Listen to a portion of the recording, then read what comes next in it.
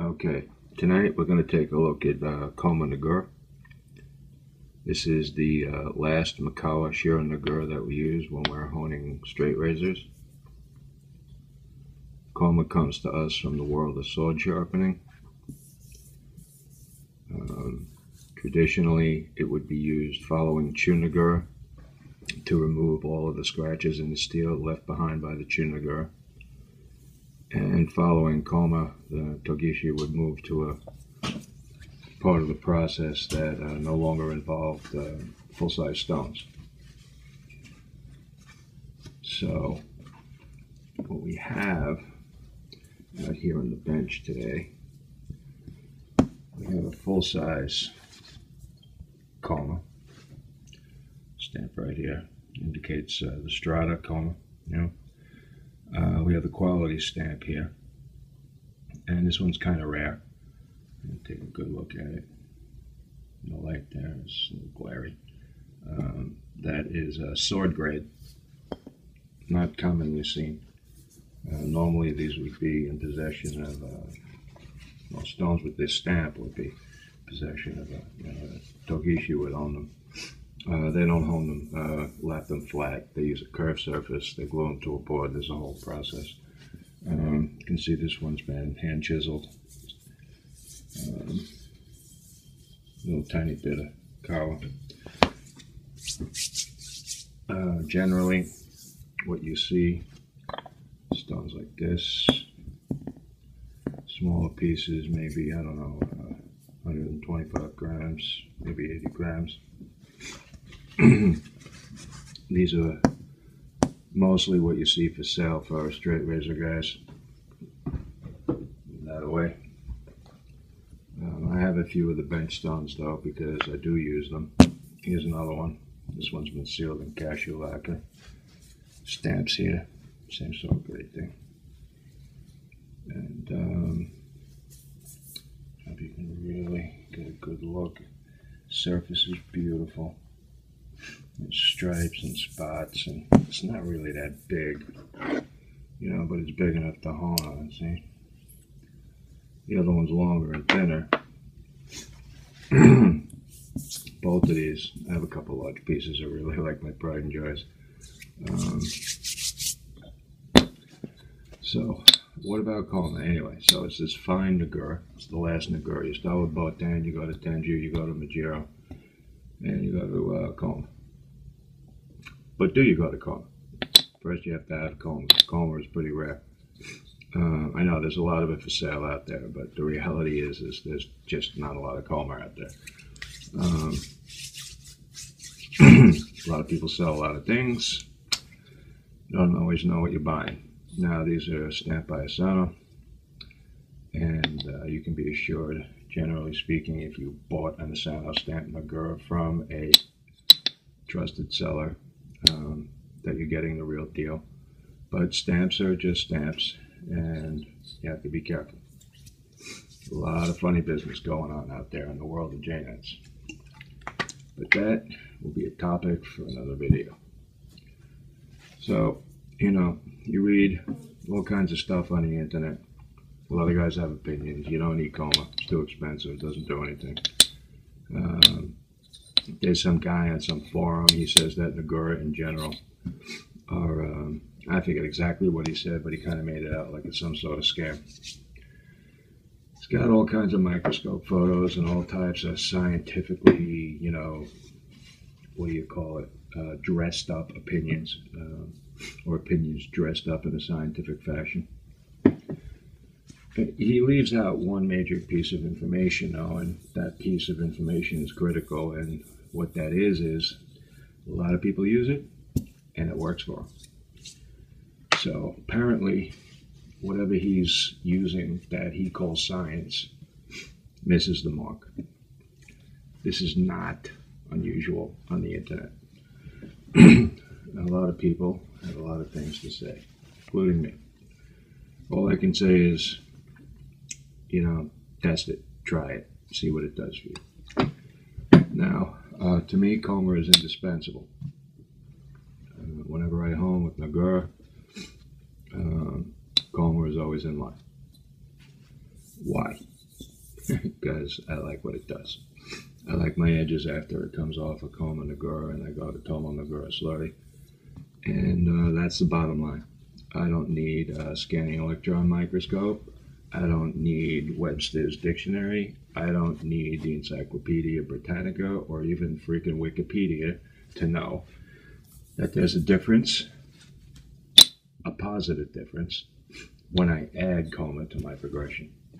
So, like you said, gotta try it, find out for yourself. So, anyway, I chose these two pieces because they're markedly different. Excuse me, I'm a little tired.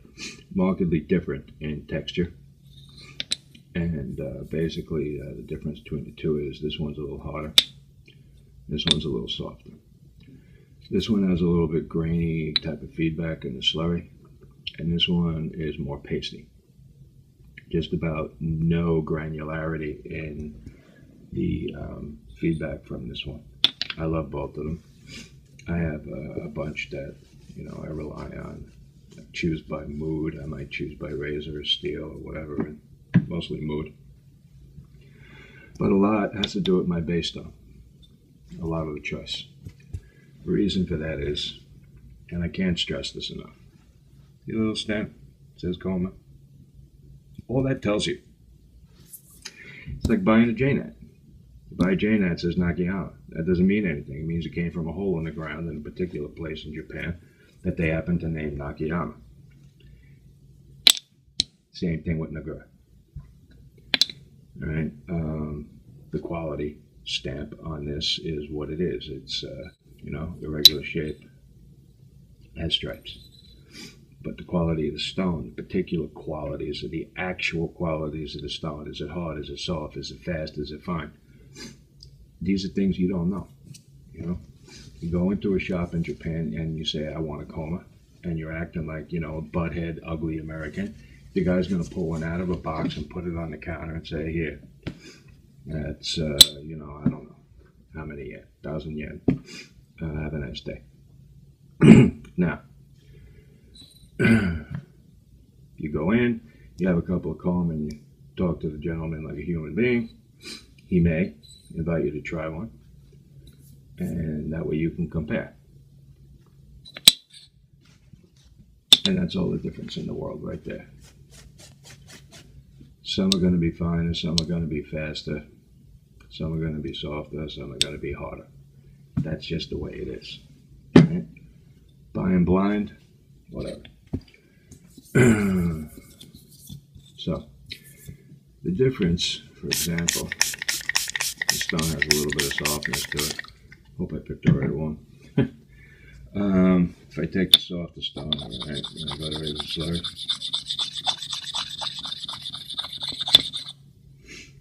Alright, you'll notice that basically there's no yellow on the stone. But if I take this one,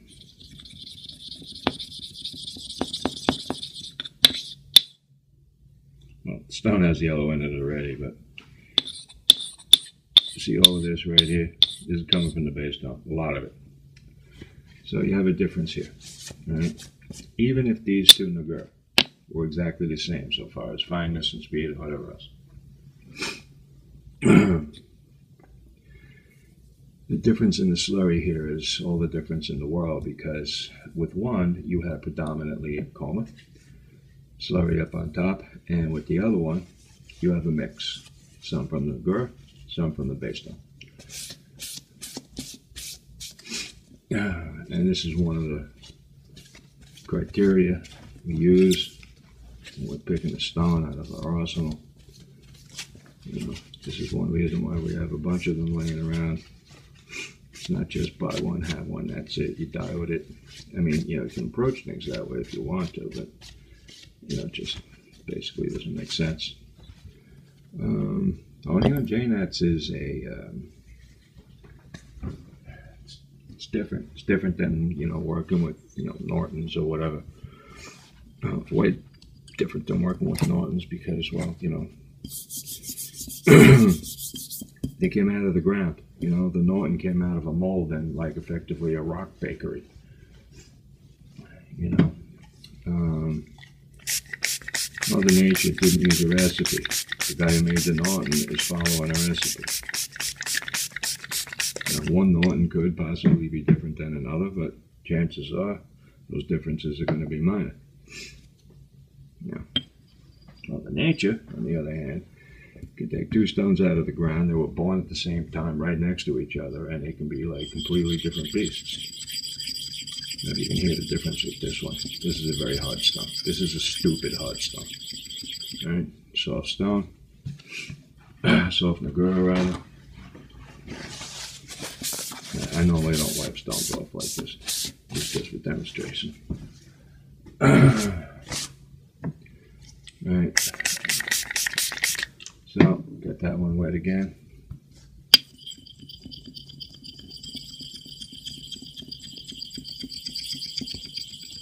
See how this is just getting, it's the yellow stone. See how it's giving up white? I'm doing this to show you the yellow from the other Aceto was coming predominantly from this stone. Okay, because this one is softer. So the harder Nagura, the harder Koma, kicked up more base stone. Now, what does that mean? Is it good? Is it bad? Is it worse? Is it better? Well, it depends. Excuse me while I clean this up.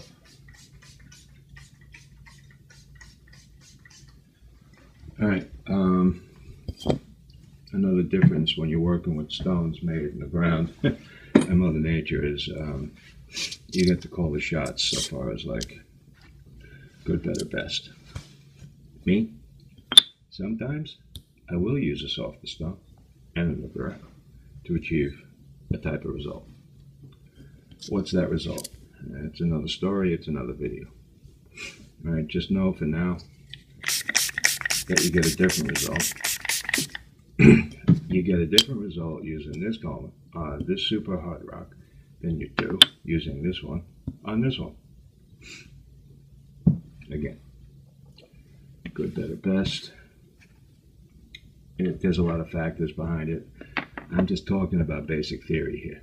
So, you know, we know there are differences in the stones, both the base stone, the Aceto, and the Nagura, and we have the ability to dial. We dial in, we get our progression down pat to our liking by trying different techniques and different styles and different Nagura and so on and so forth. You know, I have a couple of basic sets of Nagura that I rely on, and then I have like a wood tray with like a melange of different stones, and I move them in and out of progressions, you know, depending on what's going on. You don't always have to do that. It's just what I do. No one has to do what I do. Someone can do whatever they want. Hey, it's all about choice. You know, natural stones are about freedom. You know, synthetic stones, they're great, they're wonderful, I use them all the time, but they are not about freedom. You are locked into a preset program based on numbers, theoretically based on some sort of scientific principles. 2 follows 1, which is followed by 3, and so on and so forth. Here, the rules change. You go backwards, you go forwards, you make thicker, you make thinner, slower, you make a lot, you make a little. Where's the edge at? What type of steel? How was the edge before? How do you want it now? When you're working with the naturals, you're in complete control. That can be very freeing. Can also be scary as hell. The difference between using naturals and synthetics, to me, kind of, it's like, you know, going to a blank canvas after coming from paint by numbers. And to me, that pretty much sums it up. Now, you know, I'm on in here and you can't see anything, you can't tell anything. I'm not going to get any scope shots into this video. Kind of getting tired of scope shots. You know, I use it all the time, the scope that is, but, you know, I keep seeing video after video, bullshit backed up with pictures from microscopes and all this crap. It's like, I can show you whatever I want. I can like the thing any way I want to prove any point I want. And, it's really not where I'm at with like honing. The guys who are into this whole like want to be a dominant force or whatever, I don't know.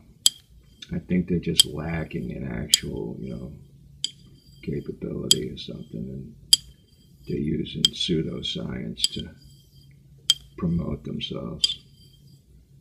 They want to sell you something. Hey, I sell stones here and there too, but it's not my life, it's not my job. And buy one from me, you buy one from someone else, who cares? I make these videos because people ask questions, and sometimes it's easier to show, or it gets clearer when I show it. And, for a long time there was a very limited amount of knowledge about Nagura. I'll tell you a secret. You go into the archives of all the forums and all the places where all the self-proclaimed poobahs hang out or have been hanging out. You'll find that up until about 2010, most of the big shots didn't even have like a clue about Koma. It's true. They hadn't seen one, they had heard about it, they weren't clear about it, they didn't know really what the deal was. They had Iwasaki's pamphlet, was being translated, and finally they got to that point in the pamphlet where Iwasaki mentions Koma, and it was determined that, the exact translation said that Iwasaki referred to Koma coming between Tenjo and Majiro, I think. And something, I forget the exact wording, but everyone was making a big mistake. They were all thinking that was some sort of scientific doctrine. That's not what it was. You can tell that's not what it was. The guy was a scientist. Okay, if he wanted to make a scientific doctrine, he'd have done it. He was talking off the cuff. He was, you might be able to hear some of what's going on the stone here. This is like heaven to me. This is a super, super hard Azuko. I mean, just wow, hard, high quality stone. But it's not glassy like a freaking doorstop. You get that with the cheap stones. This is a real stone. This is like the real McCoy, the real deal. High-end piece. Nakeoka-san will refer to something like this as a high-class plate. I kind of like that term. He's a funny guy. Anyway.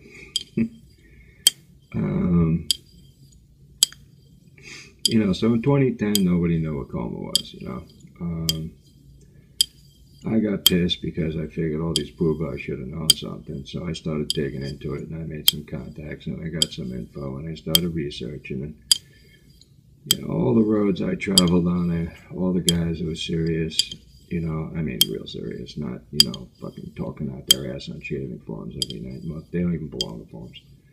They all told me the same thing. You gotta have different types of Koma for different types of steel. They're all different types. You get as many as you can, you try them, and you learn them, and you know them. And once you get that down, then you can figure out how to use them well. One guy is a sword polisher, like real serious type. Handles blades, Nando, real stuff. Some of them, they run like 150K.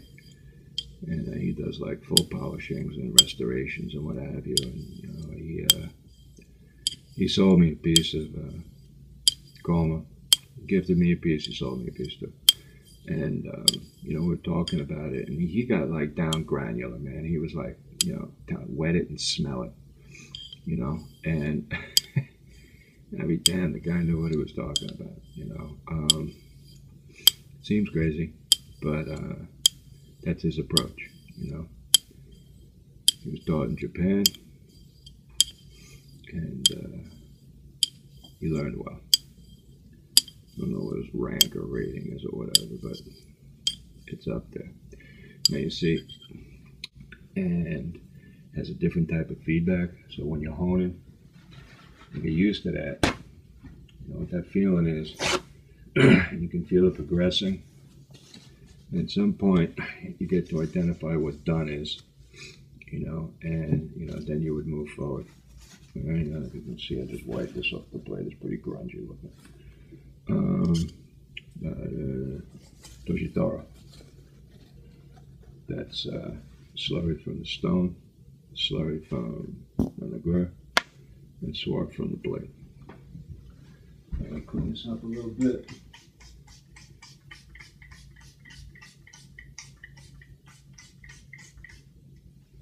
Yeah, not perfectly clean, but we can live with it, I think. If we just clean that up. In real life, you don't want to do this because you could leave fibers on the stone. It's true. You don't want to cross-contaminate. So,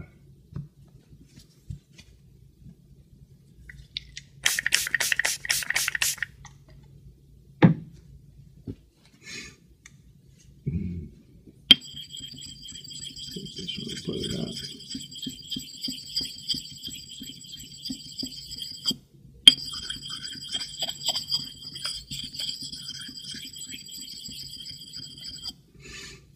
All right.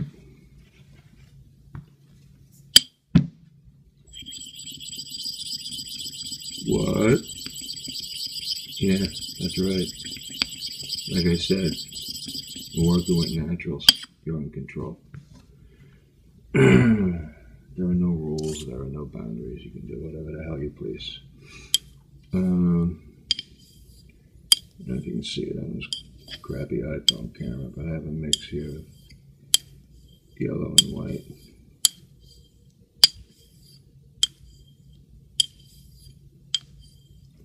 A couple of things going on. I have the granularity in there.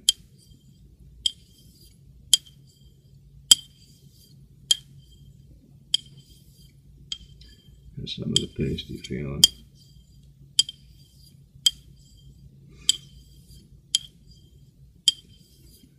I also want to point out that, pasty or granular,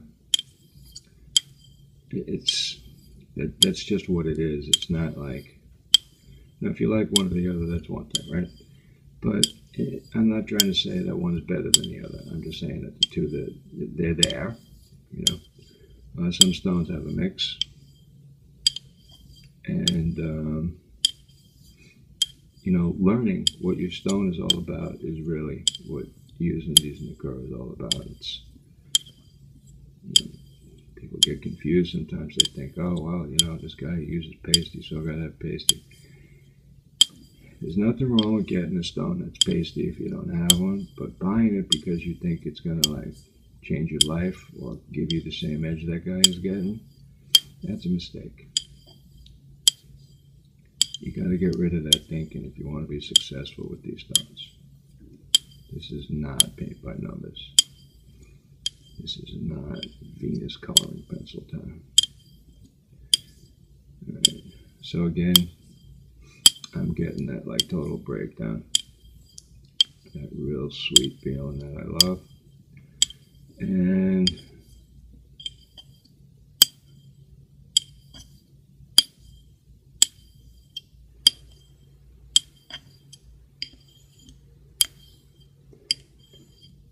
what? Yeah, it's true. You can do some backward strokes now and then. It's not my thing. I don't do a lot of it. But lately I've been incorporating a few here and there. Different phases of sharpening. If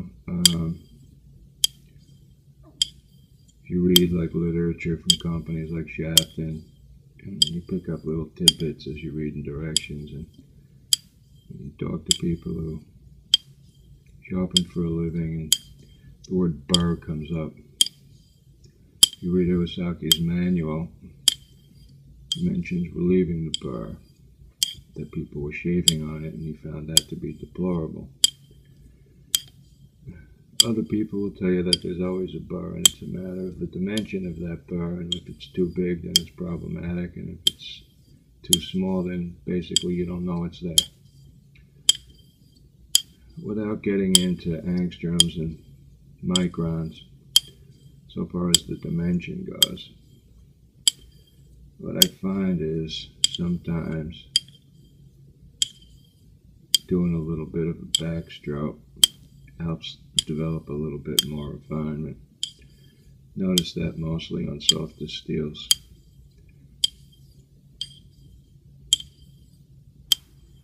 And you notice I'm doing like a little bit of a twisty poo there. That little flourish doesn't mean anything, it's just part of my, this is what I do when I'm getting bored thing. Not bored, but you know, getting tired of the same stroke. Alright. When I had to finish though, it's X strokes. And I can tell you that I know the razor and I know the stone well.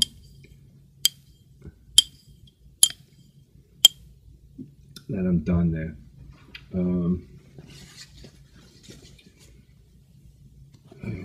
You know, whether or not you choose to use Koma it's a personal choice. If you don't have it, you don't use it. If you do have it, you can use it or not use it. People who say you don't need it should really be saying that they don't need it, not that you don't need it or anybody else doesn't need it. There's a forum where, you know, I mentioned the guy talks about Nagura being essentially a waste of time.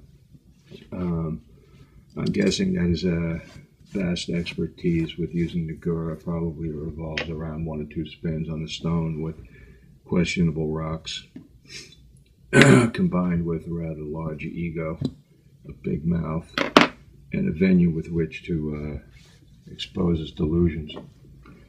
Home with Nagura almost daily. I use Koma every time.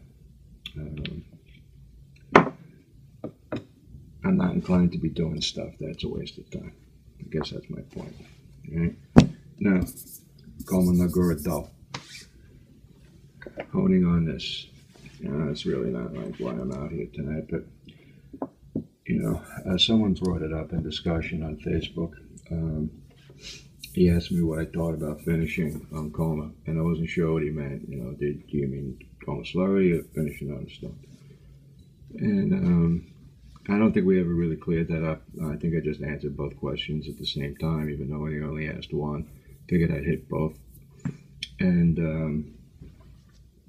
you know, just because this is a super fine Nagura, that doesn't mean honing on this is going to give you the world's sharpest shaving edge. It's still a pre-finisher. Micron size here is about 10. You know, and that is what it is. Now this one happens to be really hard, and I actually can finish on it, and I can shave pretty well with it.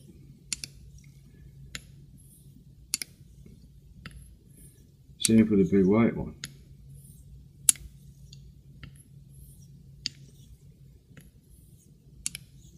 If you notice, there's no slurry coming up.